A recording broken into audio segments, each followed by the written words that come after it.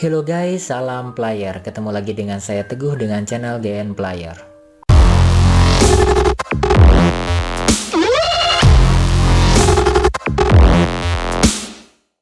Nah, kali ini saya akan membahas alur cerita yang mengisahkan tentang keributan Gauri dan Anandi sampai kalian ini berani mengusir Jagdish dari rumah. Tapi sebelum lanjut ke alur ceritanya, sebaiknya kalian subscribe dulu supaya Mimin semangat lagi bikin kontennya. Film diawali di mana Jagdish dan Gauri dipermalukan di depan semua warga dan berkata, "Dewa tidak akan pernah memaafkan dosamu karena telah menyakiti perasaan Anandi dan mengkhianatinya demi wanita lain." Jagdish hanya terdiam, lalu Puri dan semua warga meninggalkan mereka. Gauri marah dan berteriak, "Siapa gadis desa itu? Berani sekali dia menilaimu seperti itu. Memangnya dia siapa? Dia bukan anggota keluarga, kenapa kau tidak melawan dan hanya diam saja saat wanita itu mempermalukanmu? Dia memandangku seolah aku bukan istrimu." Jagdish berusaha menjelaskan, tapi Gauri tidak ingin mendengarkan ucapannya dan pergi meninggalkannya. Sesampainya di rumah, Gauri penuh amarah. Dia masuk tanpa memberikan salam pada siapapun. Gauri mencari Anandi di dapur dan di kamar, namun Gauri tidak menemukan. Di satu sisi Anandi sudah pulang dan ingin segera berganti pakaian. Tapi Gauri menghentikannya dan berteriak untuk meluapkan emosinya di depan Kalyani, Sumitra, dan Gehna. Gauri bertanya, "Kau berpura-pura baik di depanku, tapi nyatanya menikamku dari belakang. Kau adalah putri dari rumah ini dan selalu menjaga reputasi keluarga. Lalu kenapa kau menyebarkan berita tentang hubunganku dengan Jagdish?"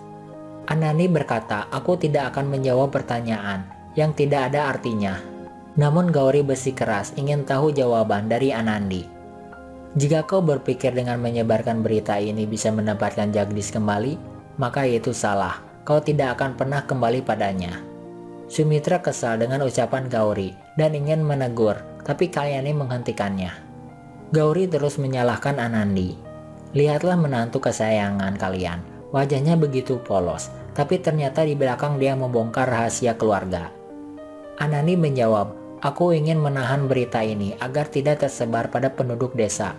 Tapi aku tidak punya kuasa karena aku hanyalah seorang warga. Jika kau tidak berteriak dan memaki petugas desa, mungkin masalah ini tidak akan panjang." Aku memang bertemu Puri saat itu, tapi memintanya untuk meredam amarah warga jika mereka tetap membicarakan hubunganmu dengan Jagdish. Apa itu juga salahku? Kalyani tersenyum dan bangga dengan jawaban Anandi, sehingga membuat Gauri terdiam. Anandi juga memperingatkan Gauri untuk tidak menyalahkan Puri ataupun orang lain, karena kesalahan itu dibuat karena ulahnya sendiri. Anandi pun pergi meninggalkan semua orang. Scene beralih, di mana Pasak sedang menemui pengacara untuk mengurus beberapa berkas. Pengacara meminta pelayan untuk membawakan minuman. Tanpa sengaja Pasak menjatuhkan berkasnya, lalu pelayan itu mengambil kertas tersebut. Pasak terkejut melihat kalung yang dikenakannya dan bertanya, "Dari mana kau mendapatkan kalung itu? Kau pasti sudah mencurinya." Pelayan itu ketakutan dan meminta Pasak untuk tetap tenang. Lalu dia menceritakan kejadian sebenarnya. Hari itu Jagdish datang untuk mengurus pernikahannya bersama Gauri, tapi pengacara tidak bisa membantunya karena statusnya masih menikah. Lalu pelayan itu menyarankan untuk memberikan suap agar pendaftarannya mudah. Jagdish yang tidak memiliki uang sehingga dia memberikan liontin tersebut. Lalu Pasak meminta pelayan itu melepaskan kalung itu dan menggantinya dengan sejumlah uang. Scene beralih, di mana Gauri merasa hancur dan menghapus sindur di dahinya. Kemudian Sumitra datang dengan membawa sebuah hasil lab dan memberikannya pada Gauri.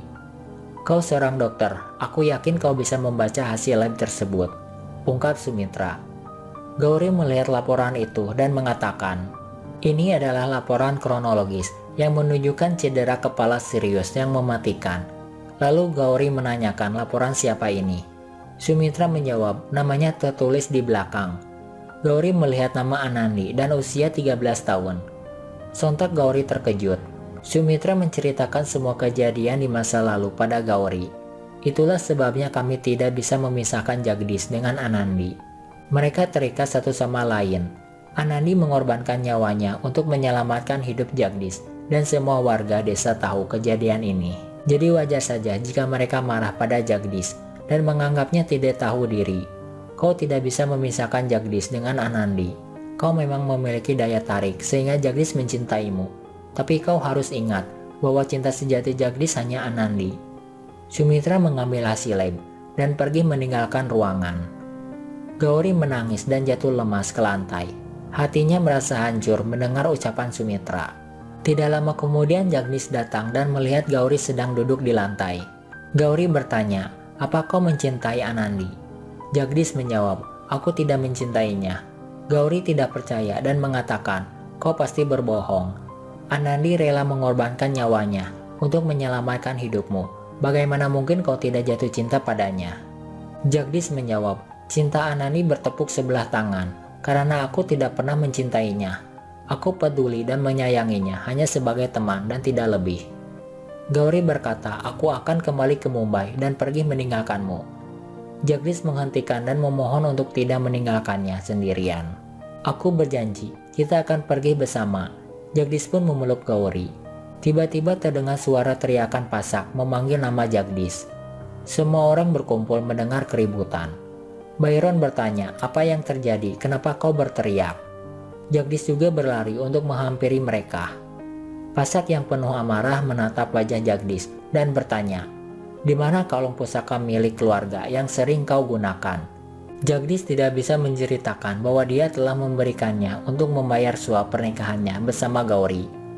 Jagdish terpaksa berbohong bahwa kalung itu sedang diperbaiki di Mumbai. Pasak marah dan berkata, "Bagaimana mungkin kau begitu ceroboh?